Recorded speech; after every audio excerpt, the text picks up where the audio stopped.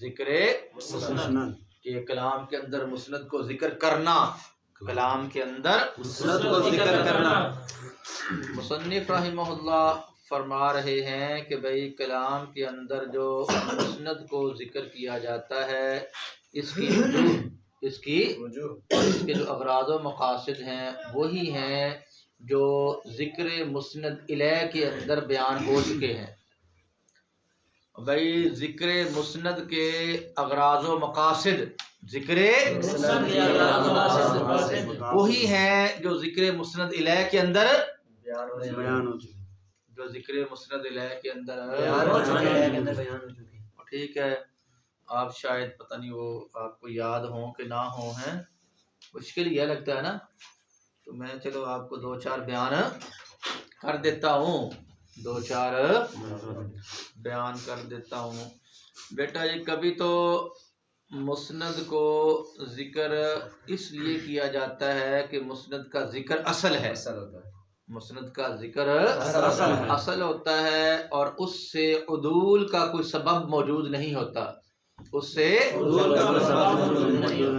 جب مسند کا ذکر اصل ہے اور اس سے عدول کا کوئی سبب موجود نہیں ہے تو پھر مسند کو ذکر کر دیا جاتا ہے، مسند کو ذکر کر دیا جاتا ہے۔ مثال کے طور پر کوئی شخص جو ہے وہ آپ کو یہ کہتا ہے ہاں جی کہ علی شیر صالح، علی شیر ہے، نیک بندہ ہے۔ اب یہاں پر علی شیر جو ہے یہ مسند ہے اور صالح کیا ہے، اور صالح خبر ہے نا، مسند لے ہے نا، علی شیر مبتدا ہو گیا اور صالح اس کی خبر ہو گئی بھی، علی شیر صالح جو ہے، علی شیر یہاں پر مسند کو ذکر کیوں کر دیا گیا ہے؟ اس کا ذکر اصل ہے، اس کا ذکر اصل ہے، اور اپنا اس کے خلاف کوئی مقتضی جو ہے وہ اس سے عدول کا کوئی مقتضی کوئی سبب موجود نہیں ہے، اس سے عدول کا کوئی سبب موجود نہیں ہے، اس لیے اس کو ذکر کر دیا، اس کو کیا کر دیا؟ ذکر کر دیا۔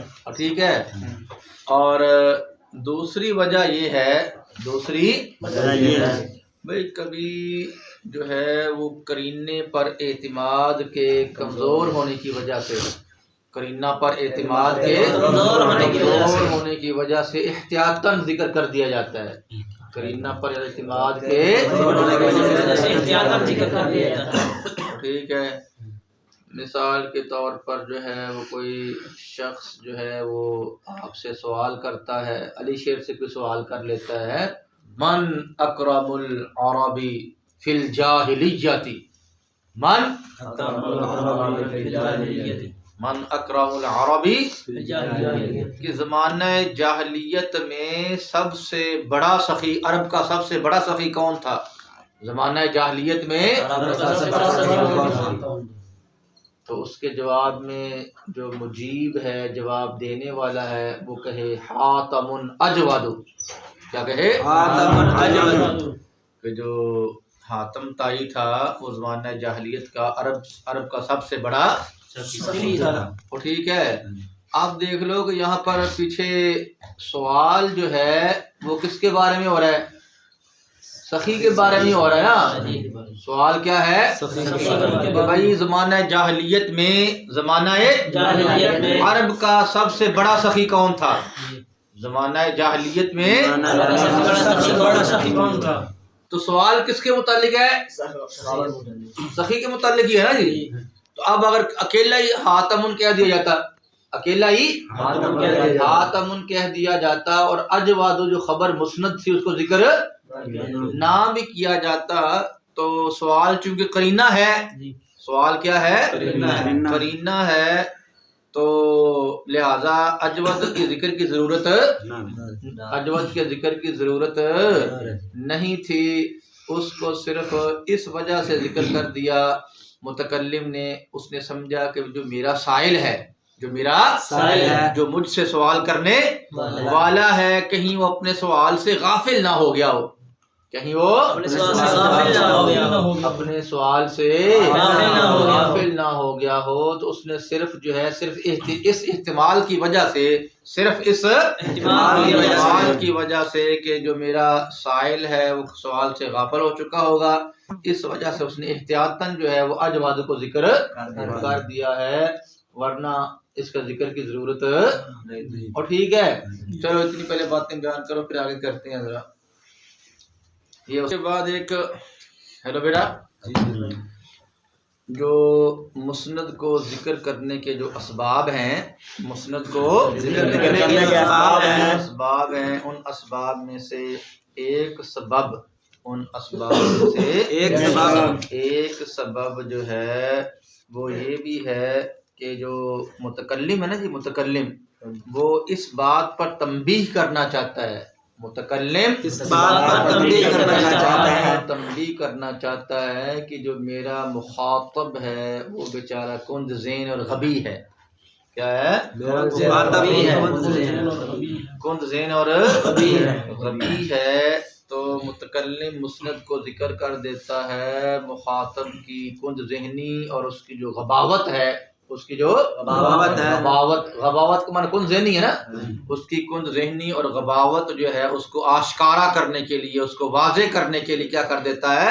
مسند کا ذکر کر دیتا ہے۔ متکلم کبھی مسند کا ذکر کرتا ہے اس بات پر تنبیہ کرنے کے لیے، اس بات کو آشکارا اور واضح کرنے کے لیے کہ میرا جو مخاطب ہے وہ کیا ہے؟ کند ذہن ہے، غبی ہے۔ جب تک ہم مسند کو ذکر نہیں کریں گے تب تک اس کو بات سمجھ میں نہیں آئے گی، جب تک ہم مسند کو ذکر نہیں کریں گے اس کو بات سمجھ میں نہیں آئے گی۔ اور ٹھیک ہے، اس وجہ سے بھی کیا کر دیا جاتا ہے، مثلا کوئی شخص پوچھے، بھائی کوئی شخص من نبیکم،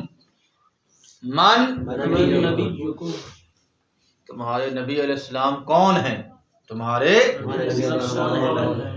تو مجیب جواب کے اندر کہے محمد صلی اللہ علیہ وآلہ وسلم نبینا، محمد نبینا۔ اور ٹھیک ہے، اب بیٹا جی یہاں آپ دیکھیں کہ یہاں پر قرینہ موجود تھا، سائل نے سوال کس کے متعلق کیا ہے؟ بولتے نہیں ہو یار، سوال سائل نے کیا ہے نبی کے بارے میں، تو اگر مجیب جواب کے اندر صرف محمد کہہ دیتا تو بات پوری ہو جانی تھی۔ انہیں کوئی تمہارے نبی کون ہے، کہہ دے محمد، ٹھیک ہے، تو بات واضح ہو جانی تھی، لیکن متکلم نے محمد ان کے بعد نبینا بھی کہا ہے، اس بات پر تنبیہ کرنے کے لیے بھائی جو میرا اپنا سائل ہے، جو مخاطب ہے وہ چرکن ذہن اور غبی ہے، وہ کیا ہے؟ جب محمد النبینا کہیں گے تو پھر اس کو سمجھ میں بات تب سمجھ میں آئے گی، صرف محمد ان کہنے سے اس کو بات سمجھ میں نہیں آئے گی۔ ٹھیک ہے، اچھا جی، یہ بیٹا جی ہو گئی وہ وجوہ جو ذکر مسند لے کے اندر ذکر کی گئی تھی، وہ اور ٹھیک ہے، تو اس کے علاوہ اور بھی وجوہ ہیں، اس کے لیکن یہاں پر مصنف رحمہ اللہ نے ایک وجہ جو اور بیان کی ہے، ہم اس کو بیان کرتے ہیں۔ اب ایک وجہ مصنف نے جو یہ جو تین میں نے وجہ ابھی بیان کی ہیں، ان میں سے یہاں پر مصنف نے کوئی بیان جو ابھی تین وجوہات بیان کی ہیں وہ مصنف نے بیان وہ بس اشارہ کر دیا کہ پیچھے ہم بیان کر چکے ہیں، پیچھے ہاں، اب جو نئی وجہ یہاں پر بیان کی گئی ہے اور وہ پیچھے بیان جو نئی وجہ یہاں بیان کی گئی پیچھے وہ بیان نہیں کی گئی ہے، وہ یہ ہے بھی کبھی جو مسند کو ذکر کر دیتے ہیں، کبھی اس کا فعل یا اسم ہونے کو متعین کرنے کے لیے، اس کے اسم یا فعل ہونے کو متعین کرنے کے لیے، اس کے فعل یا اسم ہونے کو متعین کرنے کے لیے۔ اور دیکھو بیٹا جی، اگر آپ جو ہے وہ مسند کو کلام کے اندر ذکر نہ کریں، عبداللہ اگر آپ مسند کو کلام کے ذکر نہ کریں تو کیا آپ کو پتہ چلے گا کہ مسند فعل ہے یا اسم ہے؟ نہیں پتہ چلے گا، نہیں پتہ چلے گا۔ ہم صحیح نہیں پتہ چلے گا نا.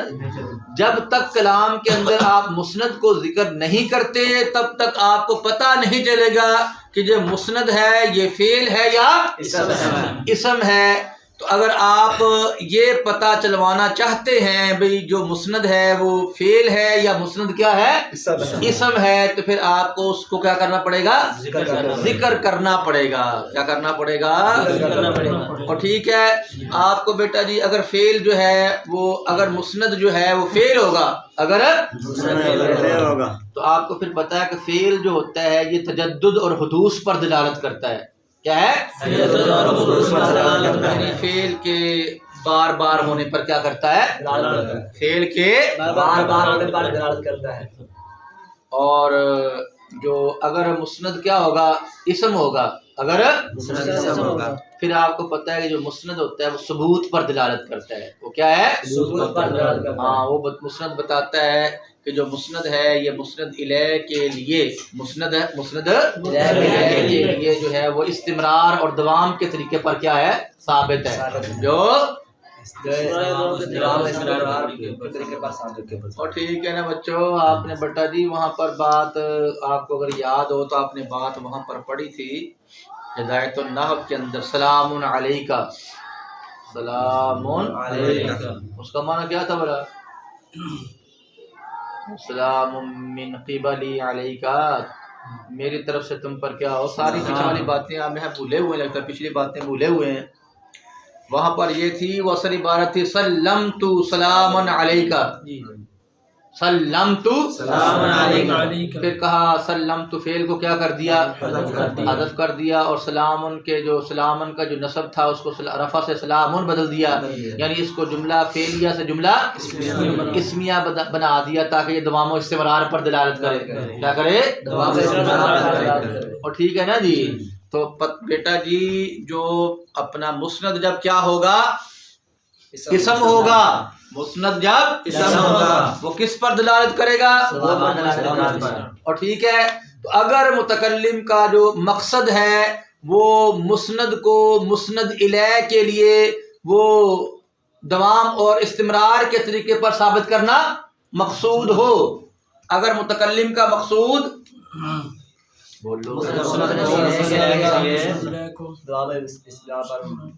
اگر متکلم کا مقصود یہ ہو کہ جو مسند ہے وہ مسند الیہ کے لیے علی سبیل الدوام ثابت ہو، دوام کے طریقے پر کیا ہو، تو پھر وہ مسند کو کیا ذکر کرے گا، اسم ذکر کرے گا. اور اگر متکلم کا جو مقصد ہے وہ ہو کہ مسند جو ہے مسند الیہ کے لیے حدوث کے طریقے پر ثابت ہو، پھر وہ کیا کرے گا، ہاں مسند کو کیا کرے گا، فعل ذکر کرے گا. تو بیٹا جی خلاصہ یہ ہوا، کبھی مسند کو ذکر کیا جاتا ہے اس مسند کے فعل یا اسم ہونے کو متعین کرنے کے لیے، کیونکہ جب تک مسند کا ذکر نہیں کیا جائے گا تب تک ہمیں پتہ نہیں چلے گا کہ یہ مسند فعل ہے یا مسند کیا ہے، اسم ہے. وہ ذکر کرنے سے پتہ چلے گا، ذکر کرنے سے. ٹھیک ہے، چلو کرو بیان اس بات کو. جو ذکر کی گئی ما مرہ، جو گزر گئی، ان وجوہ کی وجہ سے ہے ما مرہ، جو گزر گئی. کہاں گزری ہے؟ مسند الیہ کے حوالے. ہاں چلو.